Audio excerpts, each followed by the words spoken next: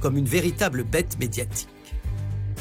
Le rôle du système des médias est donc de rendre compréhensibles les enjeux et les points de vue contradictoires. Oui. Il n'y a pas de vérité. Oui. Il n'y a pas vos sacrées phrases qui consistent à dire concrètement, pour résumer, en bref, et toutes vos salades qui font qu'un problème compliqué est résumé en un truc incompréhensible. Le niveau baisse. Le niveau d'argumentation s'effondre. Mais vous avez raison, Alain. Mon niveau baisse, il n'a jamais été très élevé. Vous êtes splendide Non, et il magnifique. y a des moments où je Depuis me dis- toujours, vous êtes une sorte de médiacrate qui confie nos bouddhas de la vérité. Vous avez raison et je ne dis plus rien. Alors que vous, mais vous écoutez-moi. n'avez pas de point de vue et vous non, ne cherchez pas à j'ai le un point de partager. vue, j'essaye de convaincre, je ne prétends pas avoir raison.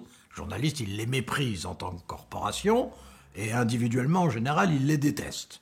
Ce qui est bien, c'est qu'on ne se sent pas seul à être détesté. C'est toujours un peu désagréable si on a l'impression à un moment qu'on est seul à être détesté par quelqu'un. Lui, non, on est tous détestés. Il a considéré à un moment donné que pour avoir le vote populaire, il fallait partir en guerre contre les élites, notamment la partie la plus visible des élites, l'élite médiatique. Donc il a fait de l'invective du journaliste, quand ce n'était pas de l'insulte, une arme politique. Il parlait moins aux journalistes qu'il prenait à partie qu'à l'électorat populaire dont il pensait que cette agression flatterait les sentiments et lui vaudrait les voix. Avant d'aller le voir, on se demandait mais qui va prendre le feu? Est-ce que c'est toi au Figaro? Ouais, c'est toi à Libé? Toi le Parisien, tu peux même pas rentrer, t'es blacklisté. Il y avait une sorte de méfiance du coup préinstallée, puisque avant même de rentrer dans la salle pour qu'il nous parle, oui, chacun est sur ses gardes de qui va prendre le feu en premier, quoi. Ah, celle-là, les nouvelles comme question. Alors là, je vais vous dire à RTL, vous êtes mis à combien pour trouver ça? Est-ce que vous Ah oui, alors là, oui. On a l'impression que chaque question qu'on lui pose, c'est la question de les questions, et que le sort du monde est engagé. D'ailleurs, il est quelqu'un qui donne l'impression d'avoir en permanence quelque chose à démontrer, tout le temps. Sur tous les sujets, je dirais, sur les sujets politiques, ce qui après tout se comprend, mais on a même l'impression que si on trouve que la clim est un peu forte ou un peu faible, il voudra démontrer quelque chose. Il répond comme un adversaire politique, quoi. Et il dit d'ailleurs, les médias, pour nous, c'est l'adversaire numéro 1. C'est pas la droite, c'est pas Le Pen, parce que c'est pas Le Pen qui arrive et qui met des sujets comme ça à la télé. Non, ça n'existe pas. C'est pas la droite qui appelle les journaux pour dire parler de ci, parler de ça. Non, c'est les médias. Donc les médias sont l'ennemi numéro 1. C'est évident que notre adversaire est moins le dirigeant politique qui est vu parfois par nos concitoyens de manière assez critique, à juste raison, que nombre des médias qui forgent les consciences. Et c'est pour ça que Jean-Luc Mélenchon est aussi un personnage qui incarne lui-même parfois cette colère, cette conflictualité avec certains journalistes qui répètent toujours, sous une forme de prétendue évidence, des choses qui sont totalement discutables. Bon, j'aimerais tirer au clair le rapport que vous entretenez avec les médias. Les journalistes, vous les détestez vraiment ? On ne peut pas s'arrêter à dire les journalistes, parce que le journaliste de la rubrique sportive ne m'a rien fait, je ne sais pas ce qu'il fait. Le journaliste de la rubrique culturelle, je le regarde, mais je ne suis pas en état de porter une appréciation sur la valeur du travail qu'ils font. Donc c'est une généralisation qui n'a pas de sens. Les rubricards politiques, oui, je suis catégorique, parce qu'ils finissent par vivre dans une sorte d'intimité aussi avec les dirigeants politiques, qui rendent tout ça comme tout inextricable. Pas un instant, je ne ressens de mépris pour les personnes que je rencontre. Mais je m'interdis la naïveté de croire que tout ça soit un jeu à la loyale. Non, 90% des médias sont possédés par 9 milliardaires dans notre pays. Voilà, il faut le savoir et s'interdire la naïveté. En tout cas, quand on prétend exercer des responsabilités de très haut niveau et jouer un rôle dans la géopolitique mondiale, on ne peut pas se mettre à la merci d'une illusion aussi stupide que de croire que celui qui vous interroge est seulement de bonne foi. Cette conviction que le système médiatique est de mauvaise foi conduit en effet Jean-Luc Mélenchon à ne jamais céder un pouce de terrain, même quand son intervieweur requiert de sa part un simple acquiescement, une toute petite adhésion au consensus général. Comme par exemple, quand il lui était demandé de condamner les bombardements russes en Syrie, ce qui semblait la moindre des choses. Est-ce que vous contestez la notion de crime de guerre imputable à la Russie ? Tout ça, ce sont des bavardages. Il y a une guerre... Non, c'est une réalité terrible aujourd'hui encore. Oui, d'accord, ok, Jean-Michel Grossière. Alors, nous allons commencer par dire que nous n'aimons pas les bombardements, ni vous ni moi. D'ailleurs, nous ne les avons jamais aimés.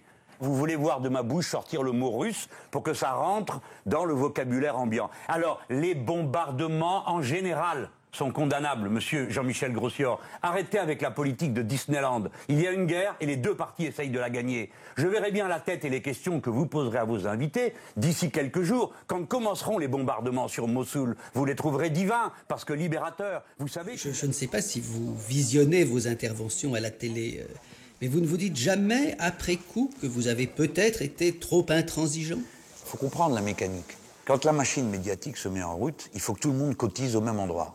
C'est la quête. Hein. Donc si la mode de la semaine, c'est abat les bombardements d'Alep, il faut commencer par dire abat les bombardements d'Alep, et après tu dis ce que tu veux, ça s'en fout.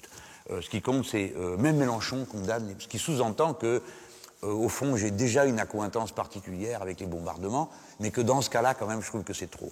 Et c'est cette façon d'exiger la cotisation qui, moi, me met les nerfs à vif. Hein, parce que je vois arriver la main de la manipulation. Et puis surtout, il veut pas perdre, quoi. Il a un orgueil qui fait que non, il va pas vous accorder la réponse que vous imaginez. Bien sûr, il condamne les bombardements en Syrie, mais il veut pas avoir à le répéter 100 fois, il veut pas qu'on l'enferme là-dedans, parce que c'est, comme il dit, mettre le doigt dans l'engrenage, quoi. Faut vraiment avoir à l'esprit que, pour lui, une interview, c'est pas quelque chose de gentil et neutre et sympathique. Pour lui, comme il dit, c'est monter sur un ring. C'est un affrontement, c'est un rapport de force, de toute façon. Il y a quand même quelque chose que je ne comprends pas. Ça ne vous ennuie pas qu'au final, on fasse de vous un partisan de Poutine? La vie médiatique, c'est comme une scène de Santon. Chacun est à sa place. Alors, le berger, le boucher, le cavalier. Pour que la scène soit au point, que ça se rentre dans le cadre, il faut que chacun occupe une place. Voilà.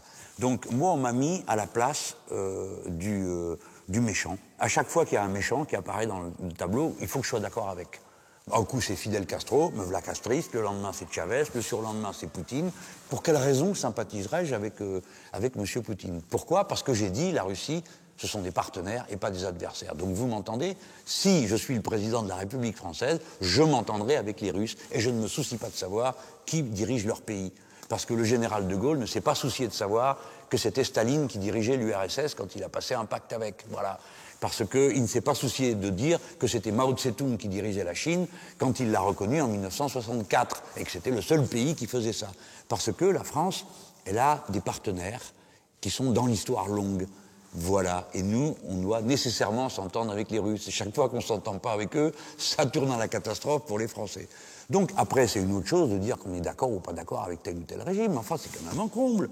C'est quand même un comble. Moi, mon ami russe, il est président d'une organisation qui s'appelle le Front de Gauche. Il a déclenché des manifestations. Où il est, mon ami russe? Il est en prison.